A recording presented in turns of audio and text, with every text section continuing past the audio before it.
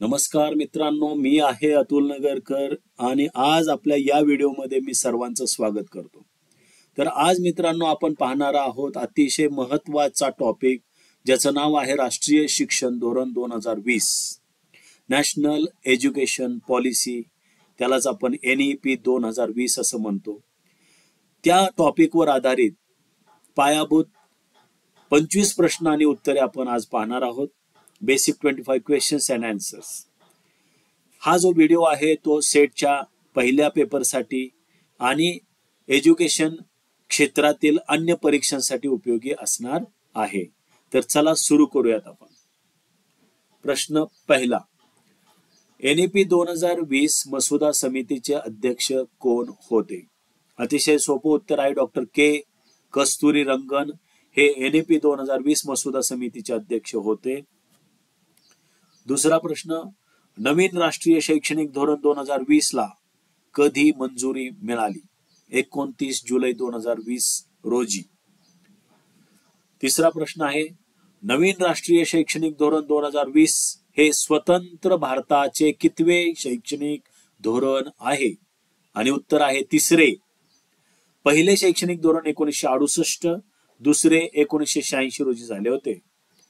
चौथा प्रश्न आहे, नवीन राष्ट्रीय शैक्षणिक धोरण 2020 नुसार अभ्यासक्रमाची रचना कशी असेल? 5+3+3+4 अशी रचना असणार आहे. आता अगोदर याची रचना कशी होती हा प्रश्न आपल्याला पडू शकतो.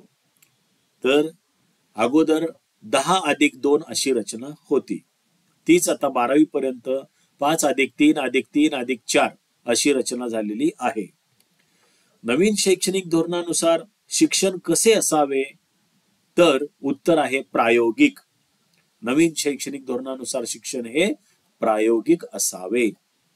प्रश्न 6, NEP 2020 नुसार व्यावसायिक शिक्षण कोणत्या वर्गापासून सुरू होणार आहे? तर ते पहिली या वर्गापासून सुरू होणार आहे. 7, राष्ट्रीय शैक्षणिक धोरण 2020 नुसार ABC म्हणजे काय? Academic bank of credits. पुढचा प्रश्न आहे 8, राष्ट्रीय शैक्षणिक धोरण 2020 नुसार MEME म्हणजे काय? Multiple entry, multiple exit. 9वा प्रश्न, NEP 2020 ने सरकारी डिजिटल प्लॅटफॉर्मवर पायाभूत साक्षरता आणि संख्याशास्त्रावर उच्च गुणवत्तेच्या संसाधनाचे राष्ट्रीय भांडार स्थापन करण्याचे सांगितले.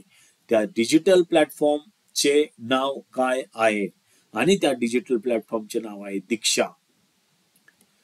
मेरू म्हणजे काय? Multidisciplinary education and research universities म्हणजे मेरू.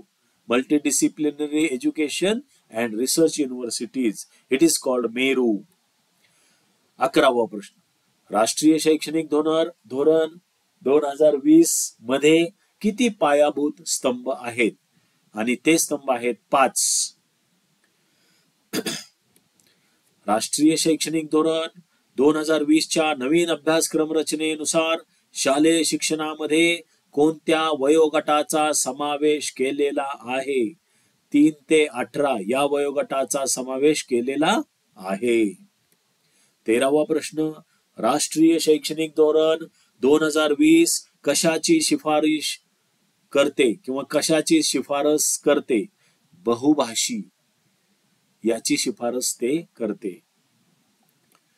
राष्ट्रीय शैक्षणिक धोरण 2020 कशावर जोर देते?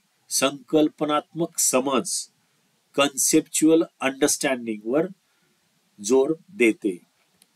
15वा प्रश्न आहे, राष्ट्रीय शैक्षणिक धोरण 2020 नुसार प्रौढ शिक्षक आराखडा तयार करण्याची जबाबदारी कोणत्या संस्थेकडे दिली आहे?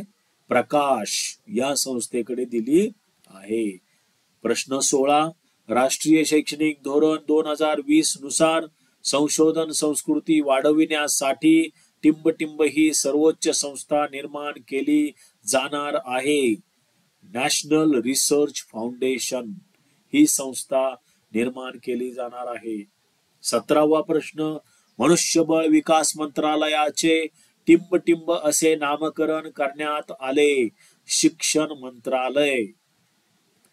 18 GCED म्हणजे काय? Global citizenship education. 19 NEP 2020 ने शिफारस केली आहे की सर्व मुलींना तसेच ट्रान्सजेंडर विद्यार्थ्यांना समान दर्जाचे शिक्षण देण्यासाठी भारत सरकार एक निधी स्थापन करेल. निधीचे नाव काय असेल? Gender inclusion fund. 20वा प्रश्न आहे, NEP 2020 मध्ये टिंबच्या विकासावर विशेष भर देण्यात आला आहे. प्रत्येक व्यक्तीची सर्जनशील क्षमता या विकासावर विशेष भर देण्यात आलेला आहे. प्रकाश राष्ट्रीय मूल्यमापन केंद्राचे उद्दिष्ट काय आहे? नियम, मानके आणि प्रमाणके तयार करणे हे प्रकाश राष्ट्रीय मूल्यमापन केंद्राचे उद्दिष्ट आहे. 22वा प्रश्न आहे, राष्ट्रीय शैक्षणिक धोरणावर देशातील GDPचा किती टक्के खर्च करण्याचा अंदाज आहे? 6% खर्च करण्याचा अंदाज आहे. 23वा प्रश्न, नवीन शैक्षणिक धोरण 2020 नुसार विज्ञान आणि गणितासाठी उच्च दर्जाची द्विभाषिक पाठ्यपुस्तके आणि अध्यापन शिक्षण साहित्य तयार करण्यावर भर असेल. हे वाक्य बरोबर आहे. 24वा हा सेकंड लास्ट क्वेश्चन आहे. NEP 2020 ने स्पष्टपणे नमूद केले आहे की घटनात्मक तरतुदीनुसार त्रिभाषा सूत्राची अंमलबजावणी सुरू राहील. कोणत्याही राज्यावर कोणतीही भाषा लादली जाणार नाही. हे वाक्य देखील बरोबर आहे. आणि आता शेवटचा प्रश्न आपण पाहतोय, राष्ट्रीय शैक्षणिक धोरण 2020 कशावर भर देते? विद्यार्थ्यांचा. तर उत्तर आहे लवचिक बहुस्तरीय क्रियाकल्प आधारित शिक्षणावर भर देते. म्हणजेच काय, जे शिक्षण लवचिक असणार आहे, बहुस्तरीय असणार आहे आणि ऍक्शन बेस्ड असणार आहे, क्रियाकल्प आधारित असणार आहे, त्या शिक्षणावर राष्ट्रीय शैक्षणिक धोरण 2020 भर देते. अशा पद्धतीने आपण या ठिकाणी हा व्हिडिओ संपवत आहोत आणि मला आशा आहे की सर्वांना हा व्हिडिओ उपयोगी पडणार आहे. Thank you so much for watching this beautiful video.